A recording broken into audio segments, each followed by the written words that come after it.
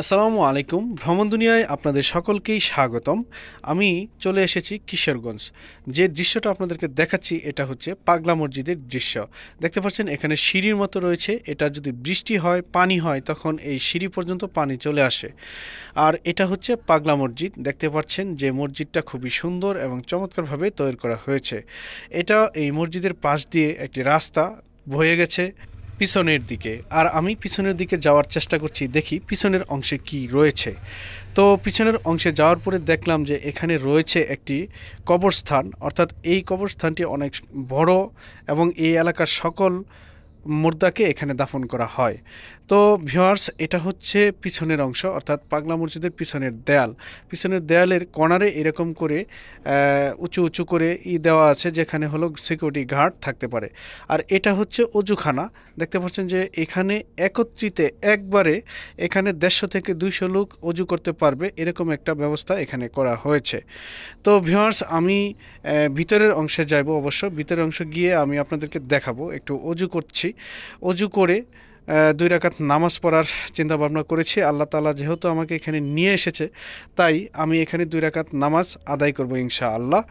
তো আমি এরপরে ভিতরের অংশে গিয়ে আপনাদেরকে ভিতরের অংশটা দেখানোর চেষ্টা করব। আর এটাই হচ্ছে সেই দান বাক্স, যেখানে কোটি কোটি টাকা দান করে থাকে মানুষ। আর আমরাও এখানে কিছু অংশ দান করলাম। আল্লাহ যেন আমাদের দানকে কবুল করেন, এর জন্য সকলের কাছে দোয়া চাই। তো ভিউয়ার্স, দেখতে পাচ্ছেন যে ভিতরের অংশটা এটা বেশি একটা পরিপাটি না, আবার একেবারে অগোছালো না, মোটামুটি একটা ভালো সুন্দর সিস্টেমের মধ্যে এই মসজিদটা রয়েছে। বেশি একটা চমকালো না, জকজকে না, চকচকে না, আবার একেবারে নোংরা না। এটা আমার কাছে সবচেয়ে বেশি ভালো লেগেছে যে মসজিদ এত চকচকার চাইতে এটাই সবচেয়ে সুন্দর একটা পরিবেশ। তো ভিউয়ার্স, দেখতেই পাচ্ছেন যে মসজিদটা অনেক সুন্দর করে বাইরের অংশ থেকে সুন্দর দেখা যায় এবং ভালো দেখা যায়, দেখতেও অনেক সুন্দর চমৎকার লাগে। তো ভিউয়ার্স, আমি এখানে এসে আমার কাছে খুবই ভালো লেগেছে, মনের মধ্যে খুবই শান্তি পেয়েছি এবং 2 রাকাত নামাজ আদায় করতে পেরেছি। আল্লাহর কাছে শুকরিয়া। তো ভিউয়ার্স, আমি আপনাদেরকে এখানে দেখাবো যে এখানে এসে মানুষ কেনাকাটাও করতে পারে, যেমন তসবি, কোরআন শরীফ, হাদিসের সকল প্রকার বই এখানে পাবেন।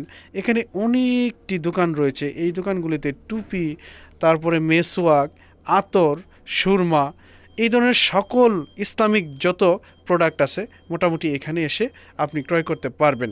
তো ভিউয়ার্স, আমি এই পাগলা মসজিদের সামনের যে গেটটা আছে, আমি গেটটা দেখানোর চেষ্টা করব। দেখেন, এটা হচ্ছে সেই সামনের গেট, যে গেটটাও অনেক সুন্দরভাবে করা হয়েছে, এখনও কাজ শেষ হয়নি, অর্থাৎ এখানে এখনও অনেক কাজ বাকি রয়েছে।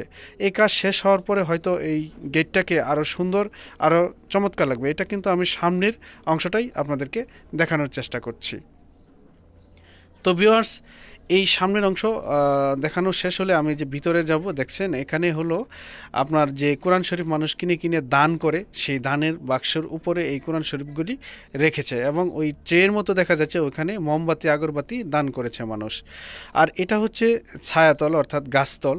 গাছতলে এভাবে সুন্দরভাবে পরিপাটিভাবে গুছিয়ে দিয়েছে, এখানে যেন মানুষ বসে জিকির আজকার করতে পারে।